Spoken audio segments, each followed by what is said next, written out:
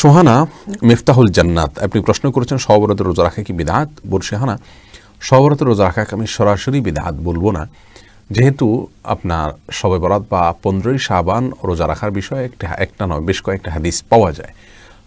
এই হাদিসগুলো যদিও এগুলোর সূত্র বিশুদ্ধভাবে প্রমাণিত নয়, তারপরেও আপনার হাদিসে যেহেতু এর বিবরণ পাওয়া যায়, বর্ণনা পাওয়া যায়, যদিও সে বর্ণনাটা গ্রহণযোগ্য নয়, আমি আপনাকে বলবো এটি সুন্নাহ নয়।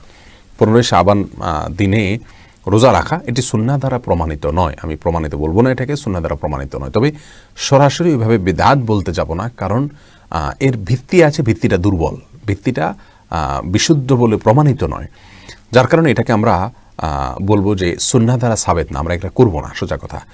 তবে হ্যাঁ, শবে বরাতের রাতকে কেন্দ্র করে এই রাতে আল্লাহ সুবহানাহু ওয়া তাআলা হিংসুক এবং মুশরিক ছাড়া বাকি সবাইকে ক্ষমা করেন। সেই হিসাবে আমরা আল্লাহ সুবহানাহু ওয়া তাআলা সাধারণ ক্ষমা পাওয়ার জন্য শিরক এবং হিংসা থেকে নিজেদেরকে মুক্ত রাখতে পারি। বুশরা হাসান আপনি জানতে চেয়েছেন জীবনের সকল গুনাহ মাফের উপায় কি, কিভাবে তওবা করলে গুনাহ মাফ হবে। দেখুন, বুশরা হাসানের মাত্র একটু আগে একটা প্রশ্ন উত্তর দিলাম, আবার আরেকটা প্রশ্ন উত্তর আসলো। একই ব্যক্তির দুইটা প্রশ্ন, অথচ অনেক মানুষ প্রশ্ন করে উত্তর পাচ্ছেন না। তো এটা অনেকটা নসিবের ব্যাপার আমি বলবো। তারপরেও যারা প্রশ্নগুলো দেন, একটা প্রশ্ন একজনের জন্য একাধিক প্রশ্ন না আসে। জীবনের সকল গুনাহ মাফের উপায় কি, কিভাবে তওবা করলে গুনাহ মাফ হবে। সকল গুনাহ একসাথে মাফ হওয়ার আসলে বিশেষ কোনো উপায় নাই। উপায় একটাই, সেটা হলো সকল গুনাহ থেকে একসঙ্গে তওবা করা। আপনি যতগুলো অপরাধ করেছেন প্রত্যেকটা অপরাধ থেকে আল্লাহ সুবহানাহু ওয়া তাআলা সব ধরনের নাফরমানি থেকে তওবা করলেন, এটাই হলো গুনাহ থেকে মাপ পাওয়ার উপায়। বাইজিদ আহমদ জানতে চেয়েছেন শিরক থেকে বাঁচার জন্য কোনো আমল আছে কি না, বা শিরক থেকে বাঁচার জন্য আপনি আমল তো নয়, এটার জন্য প্রতিজ্ঞা করতে হবে। শিরক কি জানতে হবে, জানার পরে সেখান থেকে আপনি দূরে থাকতে হবে, শিরক থেকে বেঁচে থাকতে হবে। আর ছোট গুপ্ত শিরক যেগুলো আমরা দেখতে পাই না, সেগুলো থেকে বাঁচার জন্য একটি দোয়া আছে, আল্লাহুম্মা ইন্নী আউযু বিকা আন উশরিকা বিকা ওয়া আনা আ'লাম ওয়া আস্তাগফিরুকা লিমা লা আ'লাম। এই দোয়াটি এক হাদিস থেকে দেখা যায় আবু বকর রাদিয়াল্লাহু তাআলা আনহুকে রাসূল করিম সাল্লাল্লাহু আলাইহি ওয়াসাল্লাম শিক্ষা দিয়েছেন। তো এটি অনেকেই শিরক থেকে, গুপ্ত শিরক থেকে বাঁচার জন্য দোয়া হিসেবে বলে থাকেন। মোহাম্মদ জুবাইর হাসান জানতে চেয়েছেন আমি গাড়ি চালাই প্রতিদিন 100 কিলোমিটারের বেশি, আমি কি সব সময় কসর পড়ব? আপনি 100 কিলোমিটার গাড়ি চালালেই কসর করবেন না, গাড়ি চালানোর সাথে কসরের সম্পর্ক আসলে ওইভাবে নাই। আপনি যদি সফরের দূরত্বে যান তাহলে সেটা কসর হবে। 100 কিলোমিটার চালান মানে হলো আপনার গন্তব্য থেকে আপনি যদি 50 কিলোমিটার দূরে যাইয়া আসেন, তারপরেও তো আপনি সফরের আওতায় পড়েন না। আর যদি শহরের মধ্যে আপনি ঘুরেন 200-300 কিলোমিটারও ঘুরতে পারেন, তাতেও আপনি মুসাফির হবেন না। মুসাফির হলো আপনি আপনার গন্তব্য থেকে এমন একটা সিটিতে গেলেন, আরেকটা শহরে, আরেকটা এলাকায় গেলেন, যেটাকে সফরের দূরত্ব বলা যায়, যেটাকে জার্নি বলা যায়, সেটা 70-75 কিলোমিটার যদি হয় যাইতে, আপনার যাওয়া আসা মিলায় যদি আপনার ধরেন 150 কিলোমিটার হয়, তাহলে সেক্ষেত্রে এটাকে আপনি সফর বলতে পারেন। কিন্তু 100 কিলোমিটার টোটাল গাড়ি চালাইছেন শহরের মধ্যে, আপনার আশেপাশে আপনি যদি 200-500 কিলোমিটার গাড়ি চালান, তারপর আপনি মুসাফির হিসেবে গণ্য হবেন না। আফনান আপনি জানতে চেয়েছেন মহানবী সাল্লাল্লাহু আলাইহি ওয়াসাল্লামের মেরাজে কি আল্লাহ তাআলাকে দেখেছিলেন? আল্লাহ সুবহানাহু ওয়া তাআলাকে তিনি দেখেছিলেন কিনা, এ নিয়ে সাহাবীদের মধ্যেই মতপার্থক্য রয়েছে। বিশুদ্ধ মত হলো তিনি আল্লাহ সুবহানাহু ওয়া তাআলাকে সরাসরি চর্মচক্ষু দিয়ে দেখেননি, তিনি জিবরিলকে দেখেছেন এবং আল্লাহর সাথে তার কথোপকথন হয়েছে। যদিও এই বিষয়গুলো কোরআনে কারীমের আয়াত থেকে দুইটাকেই বোঝার মতো আপনার সুযোগ রয়েছে, এজন্য সাহাবীদের ভিতরে এই মতপার্থক্য ছিল। তবে বিশুদ্ধতম মত হলো এটাই যে তিনি আল্লাহ সুবহানাহু ওয়া তাআলাকে সরাসরি চর্মচক্ষু দিয়ে দেখেননি, আল্লাহর সাথে তার কথোপকথন হয়েছে, জিবরিলকে তিনি দেখেছেন। নাফিজ ইউআর রহমান আপনারা কেউ বলতে পারেন জিবরিলকে তো দুনিয়াতেই দেখেছেন। জিবরিলকে তার অরিজিনাল সূরাতে তিনি দেখেছেন 2 বার, রাসূল করিম সাল্লাল্লাহু আলাইহি ওয়াসাল্লাম, এবং তার কাছাকাছি যেতে পেরেছেন এখানে।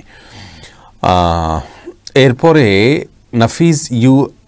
নাফিজুর রহমান আপনি জানতে চেয়েছেন আকিকার ক্ষেত্রে 2টি ছাগলের পরিবর্তে 2টি খাসি দিলে জায়েজ হবে কিনা। হবে।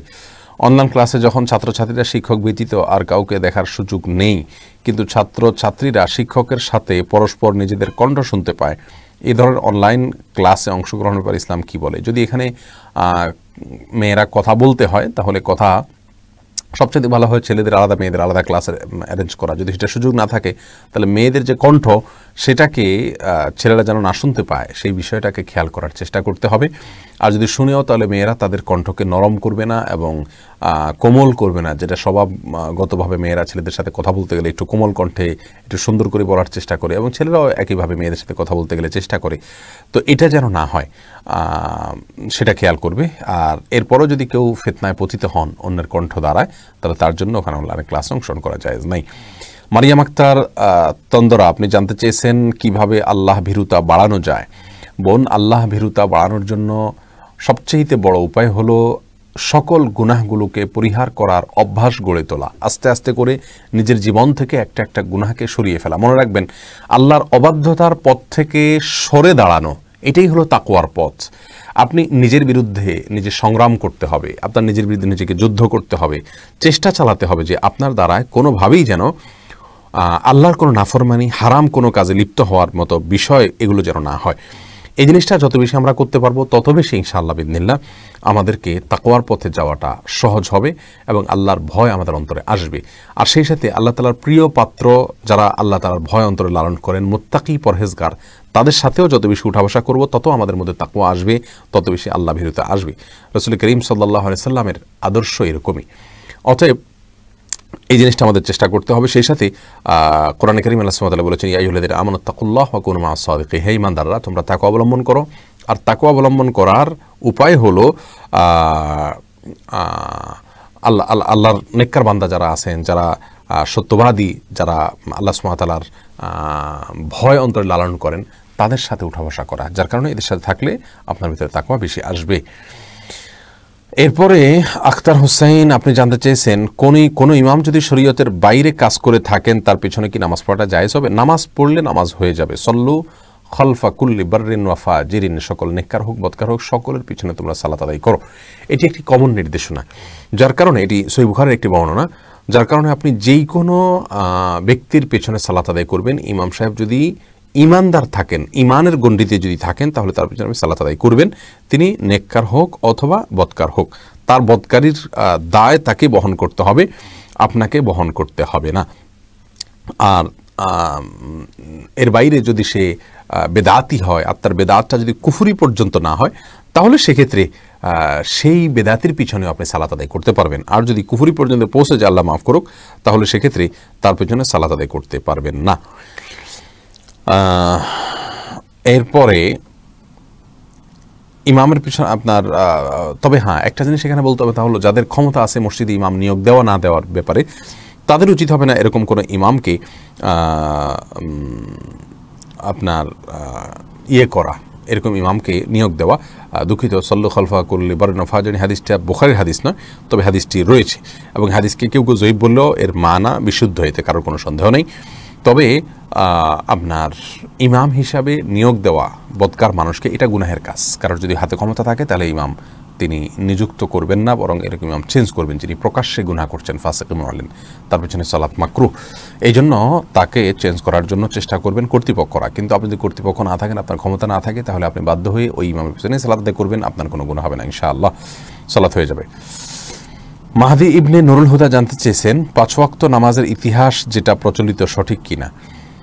প্রচলিত বলতে আপনি কোনটা বলতে চাচ্ছেন? 5 ওয়াক্ত সালাত এসেছে মেরাজ থেকে, রাসূল করিম সাল্লাল্লাহু আলাইহি সাল্লামকে আল্লাহ তাআলা মেরাজে নিয়ে সেখান থেকে 5 ওয়াক্ত সালাত দিয়েছেন, এটুকু সঠিক, এটি হাদিস দ্বারা প্রমাণিত। মোহাম্মদ মাইনুল ইসলাম জানতে চেয়েছেন জামাতে নামাজ আদায়ের সময় ইমামের পিছনে সূরা ফাতিহা পড়া যাবে কিনা। আপনি যখন জামাতে নামাজ আদায় করবেন, ইমাম যখন সূরা ফাতিহা পড়বেন উচ্চস্বরে, তখন আপনাকে অবশ্যই শুনবেন।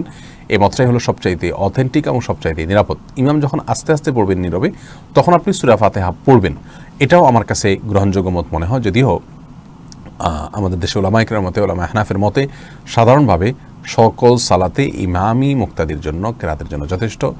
মান কারানা ইমামুন ফাকারাতুল ইমাম লাহু কিরাআহ, এই হাদিসের ভিত্তিতে তারা বলেন যে ইমামের কেরাতটাই মুক্তাদির কেরাত হিসাবে যথেষ্ট হবে। যাই হোক, এরপরের প্রশ্ন মুসলেহুদ্দিন সরকার, আপনি জানতে চেয়েছেন জমি আছে কিন্তু তা বিক্রি করতে চাই না, তাই 5 বছরের জন্য ব্যাংক থেকে লোন নিয়ে ব্যবসা করা যাবে কিনা। আপনার জমি আছে কিন্তু আপনি সেই জমি বিক্রি করতে চাচ্ছেন না, 5 বছরের জন্য ব্যাংক থেকে লোন নিয়ে ব্যবসা করতে চাচ্ছেন। ব্যাংক থেকে লোন নেওয়া বলতে সুদী ব্যাংক থেকে সুদের ভিত্তিতে লোন নেওয়া, এটা তো আপনাদের জায়েজ নাই। আল্লাহ সুবহানাহু ওয়া তাআলা তো সুদকে ধ্বংস করবেন, সুদকে হারাম করে দিয়েছেন। বিধায় আপনি প্রয়োজন হলে জমি বিক্রি করেই ব্যবসা করবেন, আর না হলে ব্যবসাকে ছোট রাখবেন, কিন্তু তাই বলে সুদের ভিত্তিতে লোন নিয়ে ব্যবসা করা আপনার জন্য জায়েজ হবে না এবং এটা আপনার জন্য কখনো কল্যাণ বয়ে আনবে না।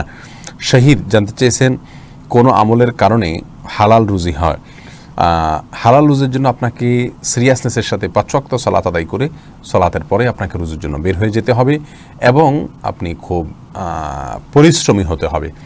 অনেক মানুষই আমার প্রায় বলে থাকি যে হালাল উপার্জন চায় কিন্তু খুব বেশি পরিশ্রমী না, অলস কিসিমের। এই পৃথিবীতে যারা সাধনা করেন, চেষ্টা করেন, বেশিরভাগ ক্ষেত্রে আল্লাহ সুবহানাহু ওয়া তাআলা তাদেরকে সফলতা দান করেন। তার কারণে হালাল উপার্জনের জন্য আপনি 5 ওয়াক্ত সালাত পড়বেন, হারাম পথ থেকে বেঁচে থাকবেন, সেই সাথে পরিপূর্ণভাবে পরিশ্রম করবেন একেবারে নিজের সাধ্যের সবটুকু দিয়ে সিরিয়াসনেসের সাথে। আর সেই সাথে আত্মীয়তার সম্পর্ক রক্ষা করা সহ কিছু আমল আছে যেগুলোর মাধ্যমে রিজিক বৃদ্ধি হয়। আল্লাহ তাআলা তৌফিক দান করুন এবং বারাকা দান করুন। সকল কিছুতে বিসমিল্লাহ বলে শুরু করবেন, এটাও বরকতের একটা অন্যতম উপায়।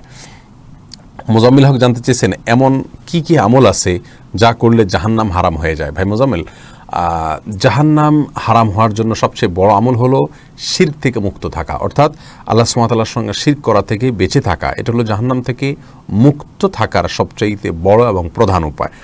এর বাইরে আমরা জান্নাতি লোকদের বৈশিষ্ট্য নামে একটা আলোচনা আমাদের রয়েছে, যেখানে আপনি দেখতে পাবেন যে আমরা জান্নাতি লোকদের যত বৈশিষ্ট্য হাদিসে বলা আছে, তাদের যে সমস্ত আলামতগুলো আছে, যে কাজগুলো করলে আল্লাহ তাআলা জাহান্নাম থেকে বাঁচান, জান্নাত দান করে থাকেন, সেগুলো আমরা আলোকপাত করেছি। আপনি সেই আলোচনাটা ইউটিউব এবং আমাদের চ্যানেল থেকে শুনে নেবেন ইনশাআল্লাহ বিইذনিল্লাহ, সেখানে বিস্তারিত আপনি ধারণা পাবেন। সোহাগ মুস্তফা জানতে চেয়েছেন রোজা কত বছর বয়স হতে ফরজ হয়। ভাই সোহাগ, রোজা ফরজ হওয়ার জন্য প্রাপ্তবয়স্ক হওয়া যথেষ্ট। রোজা আর সালাত নামাজ একই বয়সে ফরজ হয়, অর্থাৎ মানুষ প্রাপ্তবয়স্ক হলে, ছেলেরা তাদের স্বপ্নদোষ শুরু হলে, মেয়েরা তাদের মাসিক শুরু হলেই তারা প্রাপ্তবয়স্ক হয়ে যান। যদি মাসিক হতে দেরি হয় এবং স্বপ্নদোষ হতে দেরি হয়, তাহলে সেক্ষেত্রে আপনার ছেলেরা 15 এবং মেয়েরা কোনো মত অনুযায়ী 13, আরও ভিন্ন মতো পার্থক্য রয়েছে। এখান থেকে তাদেরকে প্রাপ্তবয়স্ক ধরা হয়, এখান থেকে তাদের জন্য এটা করা জরুরি। আর যদি তার আগে থেকেই আপনার প্রাপ্তবয়স্কের আলামত জাহির হয়ে যায়, তাহলে সেক্ষেত্রে তখন থেকে তারা রোজা শুরু করবে, নামাজ শুরু করবে। রাশেদুল ইসলাম বেলাল, আপনি জানতে চাইছেন আগে নামাজ পড়ি নেই, এখন পড়ি, তাহলে কি আগের নামাজ কাজা করতে হবে? জি, আগের নামাজ কাজা করার মতটাই হলো অধিক গ্রহণযোগ্য মত। যদিও অনেক আমাদের মতে আপনি আগে থেকে নামাজ যদি না পড়ে থাকেন আর নতুন করে এখন শুরু করে থাকেন, তাহলে আগেরগুলো বাদ, আপনি এখন থেকে শুধু পড়লেই আদায় হয়ে যাবে।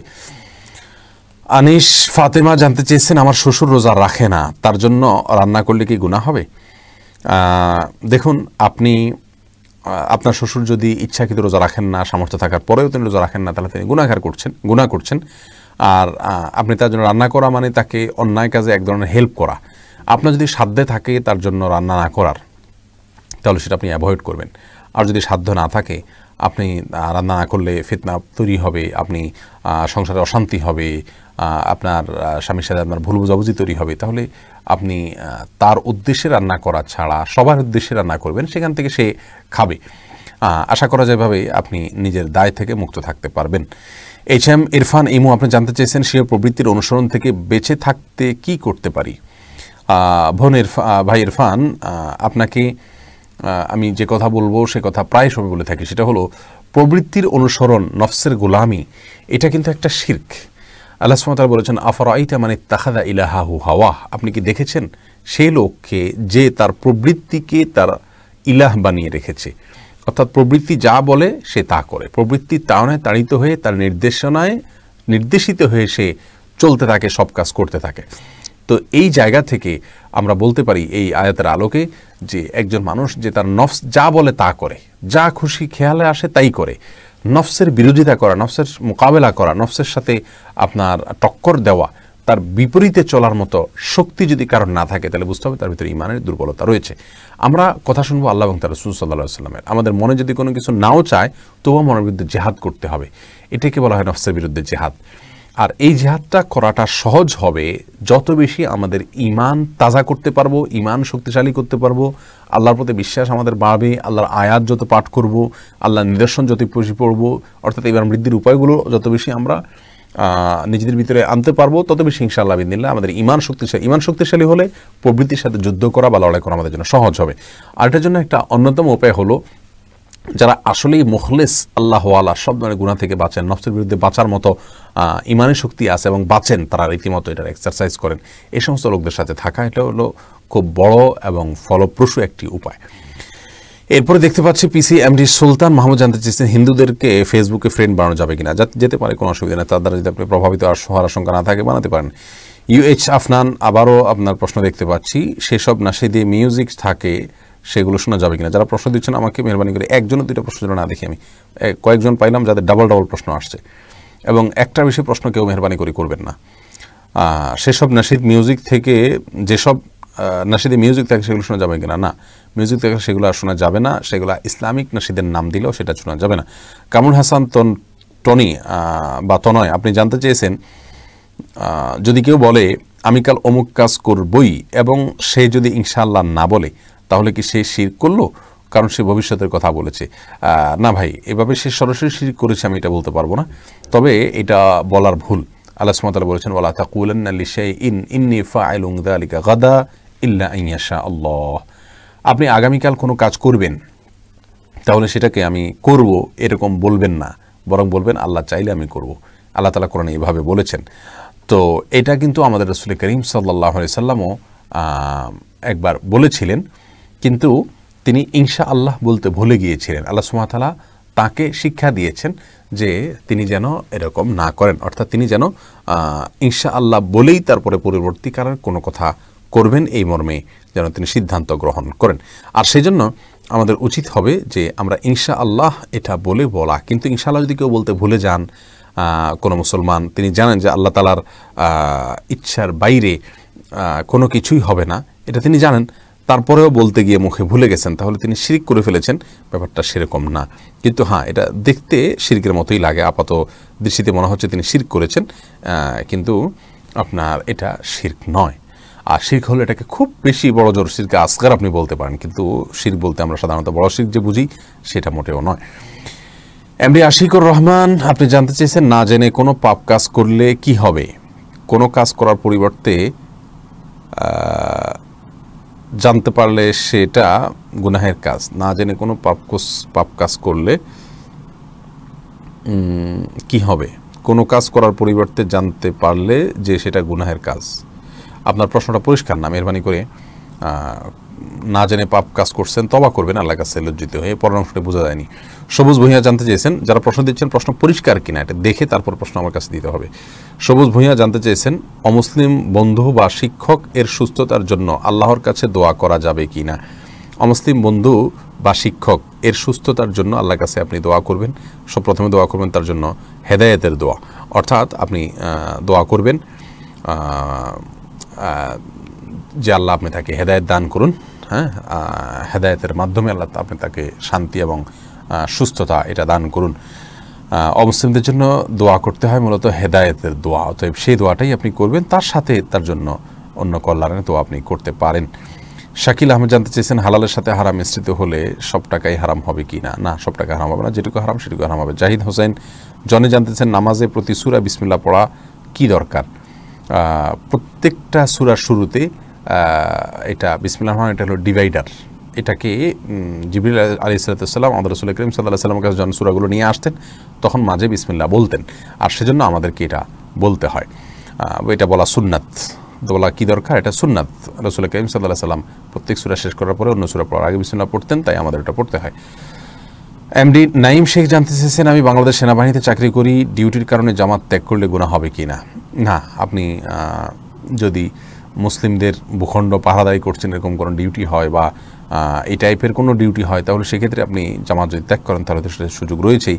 আর তাছাড়া নিরাপত্তার দায়িত্বে আপনি নিয়োজিত এরকম যদি হয় তাহলে সেক্ষেত্রে নিরাপত্তার দায়িত্বে নিয়োজিত যারা তারা নিরাপত্তার খাতিরে জামাত যদি ত্যাগ করেন, পরবর্তী তারা নিজেরা বা একাধিক ব্যক্তি মিলে জামাত করে নেন, ইনশাআল্লাহ তাদের গুনাহ হবে না।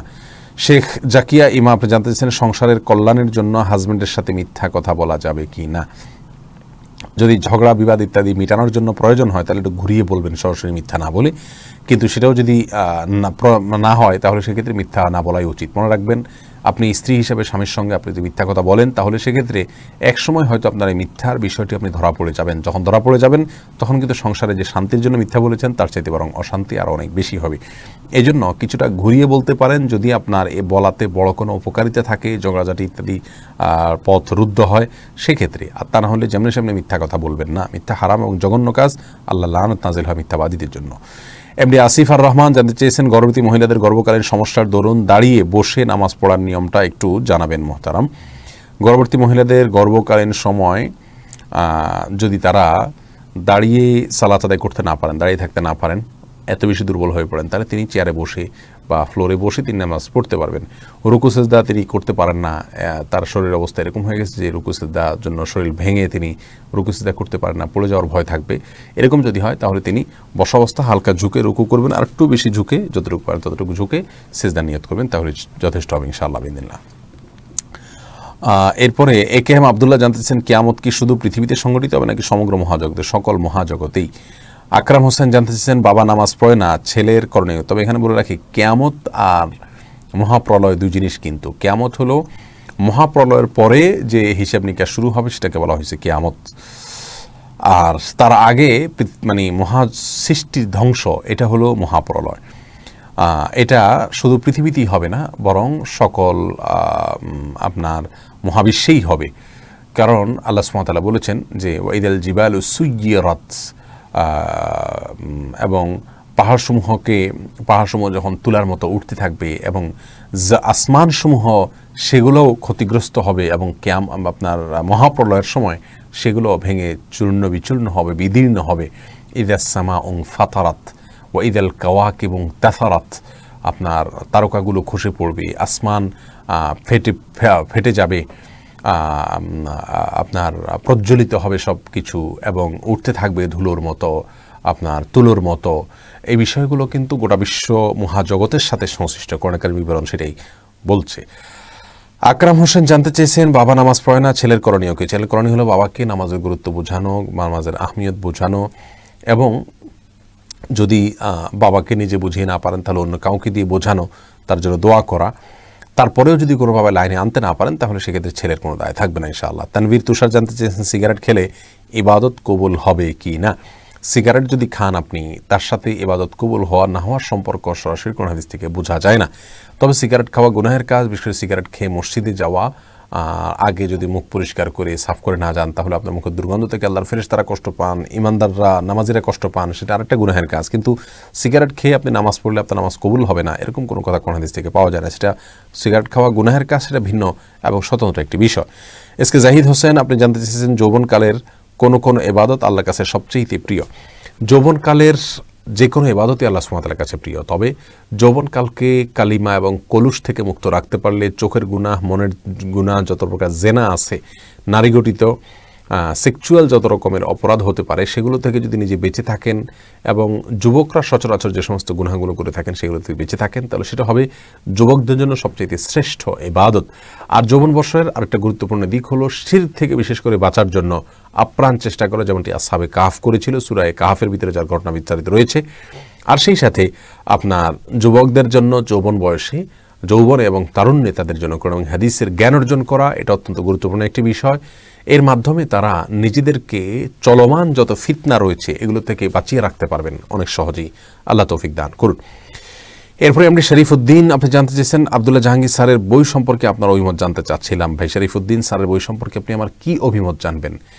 আমি তো মনে করি এককভাবে একজন ব্যক্তির লেখা বই দ্বারাই উপকৃত হয়ে ইসলামের বেসিক সকল বিষয় সম্পর্কে ধারণা পাওয়ার যদি কোনো সুযোগ থাকে তাহলে তিনি হলেন ডক্টর খন্দকার আব্দুল্লাহ জাহাঙ্গীর রাহিমাহুল্লাহ, যার বইগুলোর ভিতরে সবই প্রায় বিশুদ্ধ এবং আপনার প্রয়োজনীয়, মানুষের জীবনের সাথে সংশ্লিষ্ট, ইসলামের একেবারে মূল যে ধারণাটা সেটা মানুষ লাভ করতে পারবে স্যার রাহিমাহুল্লাহর বইগুলো থেকে।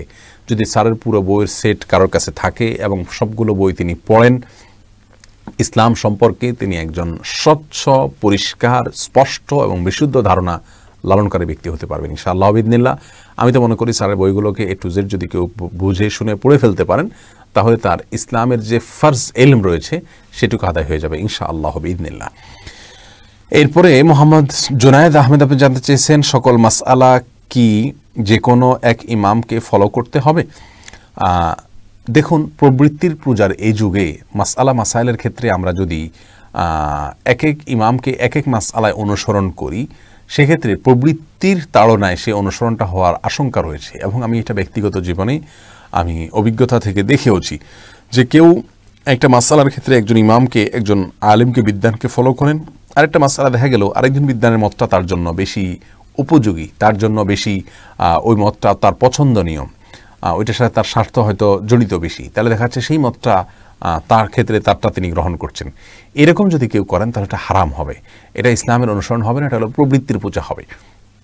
আর এটা থেকে বাঁচার জন্য অনেক ওলামা একরাম বলেন যে কোনো একটা স্কুল অফ থটকে ফলো করা, কিন্তু স্কুল অফ থটকে পরিপূর্ণভাবে ফলো করার কথা ইসলাম আসলে বলে না। আপনি কোনো একটা স্কুল অফ থটকে, কোনো একটা মাযহাবকে ফলো করার মানে এই নয় যে অন্ধভাবে ওই মাযহাবের সব কিছু আপনাকে মেনে নিতে হবে। আপনি যদি কোনো একটা বিচ্ছিন্ন বিষয় দেখেন যে ভিন্ন মতটা আপনার কাছে, আপনি যদি দলিল যাচাই করার মতো যোগ্যতা আপনার থাকে, দলিল এর ধার পরখ করবার মতো যোগ্যতা যদি আপনার থাকে, আপনি যদি কোরআন হাদিস সম্পর্কে সেরকম নলেজ রাখেন, তাহলে সেক্ষেত্রে আপনি যে আলিমের যে